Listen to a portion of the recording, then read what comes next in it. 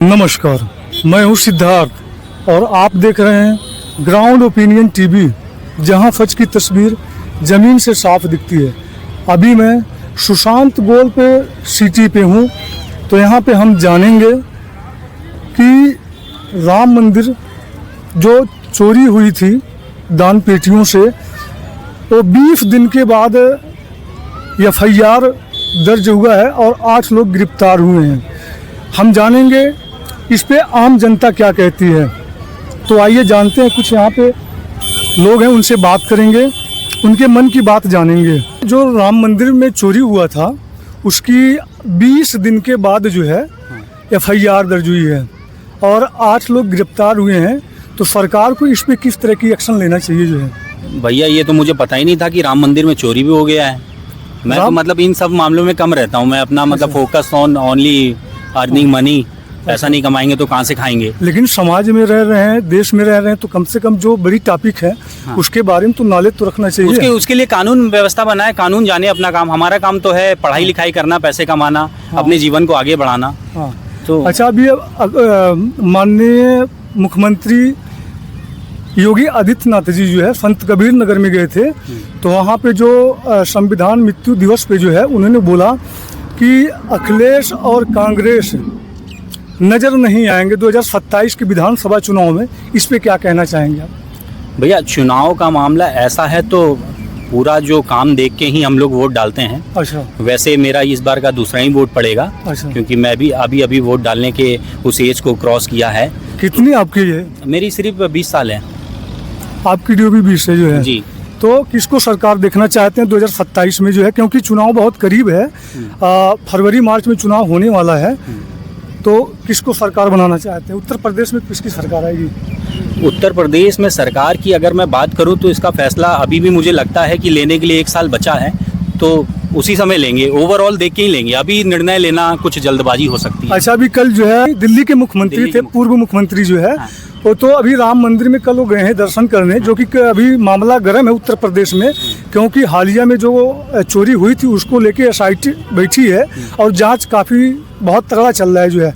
8 लोग गिरफ्तार भी हुए हैं। तो कहीं न कहीं जो उत्तर प्रदेश की गवर्नमेंट है वो एक्शन तगड़ा ले रही है। अब इसके प्रति क्या कार्रवाई होगा, उसका वहाँ पे जाने का मतलब जो है केजरीवाल जी का क्या संदेश देना चाहते हैं उत्तर प्रदेश के निवासियों को जो है।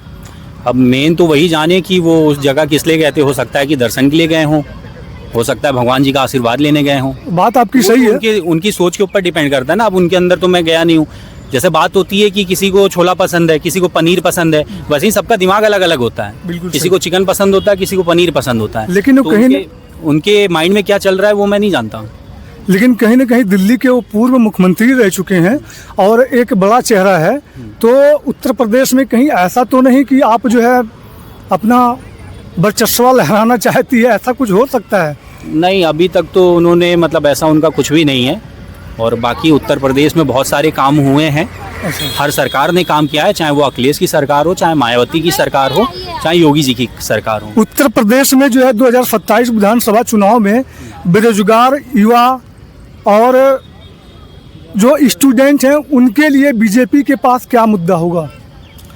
बीजेपी अभी पेपर लीक का मुद्दा होगा। जो जितने सारे पेपर लीक हो रहे हैं इस पे कड़ा एक्शन लेना चाहिए। पेपर लीक ना हो, बच्चों के भविष्य के साथ खिलवाड़ ना हो, क्योंकि जो बच्चों की एज रहता है वो एक बार जाने के बाद दोबारा नहीं आती है। बिल्कुल सही। तो मेरे हिसाब से कि सख्त कानून और एजुकेशन सिस्टम को इनको मजबूत बनाना चाहिए जो है। लखनऊ में अभी अलीगंज में हालिया में जो आग लगी थी, अग्निकांड हुआ है, उसमें कहीं न कहीं 15 स्टूडेंट अपनी जान गंवा बैठे हैं और वो कहीं न कहीं अदर स्टेटों से भी आके वहाँ पे तैयारी कर रहे थे कोचिंग की जो है, और जिस तरह से उनकी जान चली गई जो है, इसका जिम्मेदार कौन है? ये तो बहुत दुखद घटना है। जब मैंने भी सुना तो मुझे बड़ा दुख लगा, क्योंकि मेरे शहर के पास, मेरे घर के थोड़ी दूर पे वो है। इसका देखिए जिम्मेदार कोई नहीं है, होनी को कोई टाल नहीं सकता है। हम और आप खड़े हैं, अभी कुछ होना होगा, दोनों में से कोई भी मर जाएगा, दोनों मर जाएंगे। बिल्कुल, कुछ भी हो सकता है। बिल्कुल सही। लेकिन हाँ ये है कि वहाँ की जो एग्जिट पॉइंट था जो एक ही था, कम से कम 2 एग्जिट पॉइंट हो, फ्रंट में और बैक में। हाँ, कि कम से कम ऐसी चीज़ें ना हो। टाइम टू टाइम जो एसी की सर्विस है वो हो, बिल्कुल सही। सिस्टम में कहीं ना कहीं कमी रह जाती है। कमी रही तो इसका ये जो कहीं न कहीं ऐसा तो नहीं कि जो बिल्डिंग जब बनी होगी तो कहीं न कहीं जो एलडीए पास करती है तो उसकी नज़रें कहाँ थी, क्या उन्होंने कभी देखा नहीं या फिर देखा या उसको फिर देखने के बाद अनदेखी कर दी जो है। भैया देखिए, समय के साथ बदलाव होना बहुत बड़ी बात है। तो अगर हम बात करें वो बिल्डिंग की, तो सबसे पहले हमें देखना पड़ेगा कि वो बिल्डिंग कौन से सन में बनी है। और जैसे कि आप भी जानते हैं, मैं भी जानता हूँ कि पहले हमारे जो घर बनते थे वो मिट्टी के बनते थे। मिट्टी के बनते ठीक है, अभी भी कई लोग के पास घर ऐसे हैं जिनके अभी भी वो मिट्टी के हैं, किसी की ईंट की छत पड़ी है। तो वो डिपेंड करता है कि वो कब बना है, समय के साथ उन्होंने क्यों नहीं चेंज किया या एलडीए ने क्या काम किया, वो सारी चीज़ें उनकी हैं। मैं उनकी पर्सनल लाइफ में घुसा नहीं हूँ, लेकिन मैं उन लोगों के लिए बड़ा दुखी हूँ जिनके साथ ऐसा हुआ, क्योंकि जिसके ऊपर बीतता है वो सिर्फ वही जानता है। जो क्योंकि आप भी एक स्टूडेंट हैं जो है, आप भी एंगेज्ड हैं, तो कहीं न कहीं जो है सरकार से आप क्या कहना चाहेंगे कि देश में क्योंकि हजारों ऐसे कोचिंग सेंटर है और कहीं न कहीं एक खान जैसे बड़े कोचिंग सेंटर एलन जो है, ये सब पे जो है ताला लग गया, जो कि ये लखनऊ का जो कांड को देखते हुए जो है, तो अब बच्चों के ऊपर क्या बीतती होगी, इसके बारे में सरकार को क्या सोचना चाहिए, क्योंकि ये बच्चों का भविष्य है, ये स्टूडेंट की भविष्य है, इसके ऊपर सरकार किस तरह से सोचना चाहिए सरकार को। देखिए, कोचिंग सेंटर में ताला लग जाना ये तो मतलब ऑप्शन नहीं होना चाहिए, क्योंकि अगर ताला लग जाएगा तो बच्चे कहाँ पढ़ेंगे। ठीक है, उसकी जगह हम दूसरा कर सकते हैं। आप ताला क्यों लगवा रहे हो, आप फायर ब्रिगेड वहाँ पे तैनात करा के रखो। ऐसी कोई घटना होती है बड़ी बड़ी कोचिंग सेंटर के बाहर, एलन देखिए, एलन बहुत बड़ी कोचिंग सेंटर है, खान सर जो इंस्टीट्यूट है उसको भी बंद कर दिया गया है। हजारों लाखों बच्चों की जो है वो घर बैठ गए हैं जो है, तो सरकार को इस पे क्या एक्शन लेना चाहिए। सरकार को मैं बोल तो रहा हूँ, सरकार को ये पूरा जितना भी कोचिंग सेंटर चल रहा है चलने देना चाहिए, फायर ब्रिगेड रखना चाहिए, सिस्टम को थोड़ा चेंज करना चाहिए, और सबसे मेन जो मुद्दा है एजुकेशन सिस्टम में सुधार होना चाहिए।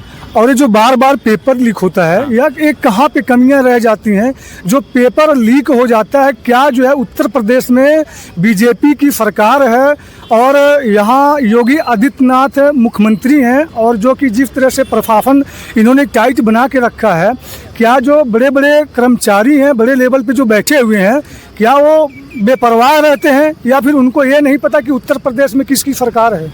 नहीं, बेपरवाह नहीं रहते हैं। कहीं ना कहीं मुझे लगता है कि ये जो बड़े बड़े नेता हैं वो तो ठीक काम कर रहे हैं, लेकिन जो उनके अंडर में जो नेता लोग रह जाते हैं, जैसे मान लीजिए कि आपका भी जहाँ घर होगा वहाँ पे सभासदी चलता है, तो वहाँ से सरकार ने भी किसी अपने नीचे स्तर वाले नेता को काम सौंपा है, लेकिन अगर वो ढंग से नहीं कर रहे हैं तो उसमें उनकी क्या गलती है। तो कहीं ना कहीं इसका जिम्मेदार कौन होगा, क्योंकि देखिए एक घर का जो मुखिया होता है वही जिम्मेदार व्यक्ति होता है। उत्तर प्रदेश में इतने समय बीजेपी की गवर्नमेंट है, और तो उसको किस तरह से एक्शन लेना चाहिए। क्या जब तक देखिए भारत जैसे देश में कर्मचारी जितने बड़े बड़े भ्रष्ट कर्मचारी हैं उनके ऊपर सरकार तगड़ा एक्शन नहीं लेगी, तब तक भारत जो है वो कैसे भारत विकसित बन सकता है। ये बात बहुत अच्छी आपने बोली है, कड़ा एक्शन लेना चाहिए, और हर मुद्दे की मतलब जो भी कांड होते हैं उस पर जांच बैठनी चाहिए, और कानून को इतना टाइट व्यवस्था रखना चाहिए, इतना सख्त कानून रखना चाहिए कि ये पेपर लीक वाली बार बार बात ना हो, और ऐसे भ्रष्टाचार ना फैले। भ्रष्टाचार मेरे को लगता है कि हमारे हिसाब से हम जहाँ रहते हैं वहाँ पे भ्रष्टाचार बहुत बड़े लेवल पे है, जो कि भ्रष्टाचार हम आप जैसे ही नॉर्मल इंसान करता है। अगर आपको कोई 50 लाख रुपए देगा और बोलेगा ये काम कर दो, तो कहीं ना कहीं आपका भी मन बदल जाएगा, कहीं ना कहीं मेरा भी मन बदल जाएगा, क्योंकि इंसान के लिए यहाँ पे सबसे बड़ी चीज़ है पैसा, और ये इंसान यहाँ पे जानता है कि हर चीज़ पैसे से हो सकती है। तो लालच और लालसा ऐसी चीज़ होती है जो इंसान से कुछ भी करा देती है। लास्ट क्वेश्चन आपसे ये रहेगा, क्या उत्तर प्रदेश की जनता जो है 2027 विधानसभा चुनाव में सरकार बदलना चाहती है या फिर सरकार वही रहेगी बीजेपी की जो है? अब देखिए, इस सवाल का जवाब जो मेरा ओपिनियन है, मैं जो बोल रहा हूँ वो मेरे अंदर है, लेकिन जो दुनिया जान रही है वो मैं नहीं जान रहा हूँ, तो मैं ऐसे नहीं बता सकता कि कौन सी सरकार आने वाली है। मैं इसलिए पूछ रहा हूँ आपसे क्योंकि आप एक स्टूडेंट हैं, यंगेस्ट हैं, जो है देश के भविष्य हैं जो है, तो कहीं न कहीं जो है बदलाव जरूरी होता है, लेकिन नहीं अगर गवर्नमेंट अच्छा काम कर रही है, आपको लगता है तो फिलहाल सरकार वही रहना चाहिए या तो फिर बदलाव होना चाहिए। सरकार देखिए कोई भी आए, लेकिन मेरे हिसाब से रूल में कुछ बदलाव आने चाहिए, जैसे कि नेता लोगों द्वारा चुना जाता है, और उसमें काफ़ी सारी चीज़ें होती हैं। तो मुझे लगता है ये जितने भी नेता या मुख्यमंत्री या प्रधानमंत्री चुने जा रहे हैं, जिस तरह स्टूडेंट एक मेहनत करके पेपर निकाल रहा है, उसके बाद एक अच्छा गवर्नमेंट जॉब पा रहा है या आईएएस बन रहा है, पीसीएस बन रहा है, पीसीएस की जो भी जॉब क्लियर कर रहा है, मुझे लगता है वैसे ही ये नेता का भी एक पेपर होना चाहिए जो उस काबिल हो प्रधानमंत्री बने, जो उस काबिल हो मुख्यमंत्री बने। मुझे लगता है पढ़े लिखे लोगों की इस देश में ज़रूरत है। हाँ, बस मुझे ये लगता है। बाकी सरकार किसी की भी आए वो मुद्दा नहीं है। सरकार चाहे जो भी हो, सारी सरकार काम करती है, बट ये है कि कानून और रूल जो वो उस पर काम नहीं होता, वो अलग बात है। अमेरिका जैसे जो कि अपने आप को सुपर पावर कंट्री मानता है, वहाँ के जो संविधान है, कॉन्स्टिट्यूशन में कोई 2 बार से तीसरी बार प्रधानमंत्री या राष्ट्रपति नहीं बन सकता है। तो क्या आपको लगता है भारत जैसे देश में ऐसा कुछ होना चाहिए? मैंने बोला ना आपको कि बदलाव का नाम ही मतलब वो है विकसित। अगर बदलाव जल्दी होगा तभी हमारा देश भी बहुत जल्दी विकसित होगा। तो मैंने बोला जैसे 1 बार 2 बार यहाँ पे मतलब कोई गिनती नहीं है कि कितनी बार कोई प्रधानमंत्री या मुख्यमंत्री बन जाए। तो ये मैंने बोला आपको जैसे रूल चेंज होना चाहिए, तो मैं यही बार कह रहा हूँ आपसे।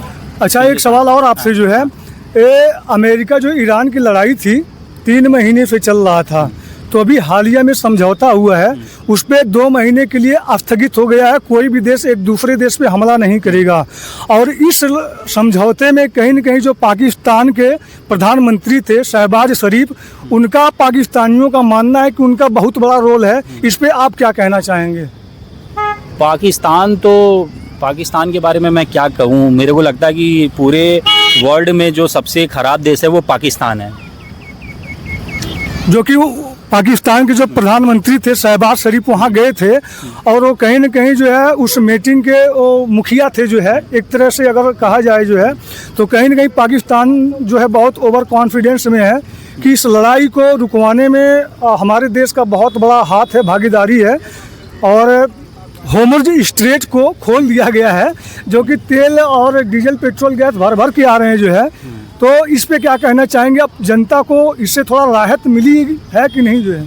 आप तो वही बात कह रहे हैं कि बहुत बड़ी बिल्डिंग में बहुत बड़े तौर पे आग लगी है और आपने बस 1 बाल्टी पानी डाल दी और कह रहे हैं कि आग बुझ गई। तो बस पाकिस्तान वही काम कर रही है। अच्छा, दूसरी बात जो है, इतना बड़ा देश हमारा पूरे विश्व में पॉपुलेशन के मामले में प्रेजेंट में सबसे ऊपर है जो है। और जिस तरह से देश पूरे ईरान और अमेरिका की लड़ाई पूरे दुनिया में जो है उसका असर देखने को मिला जो है डीजल पेट्रोल गैस को लेकर।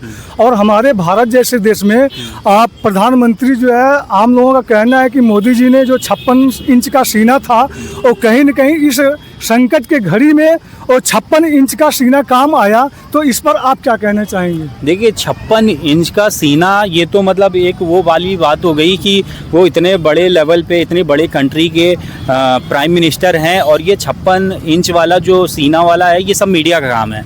कहीं ना कहीं ये मीडिया का मिर्च मसाला लगा के बोलने का तरीका है।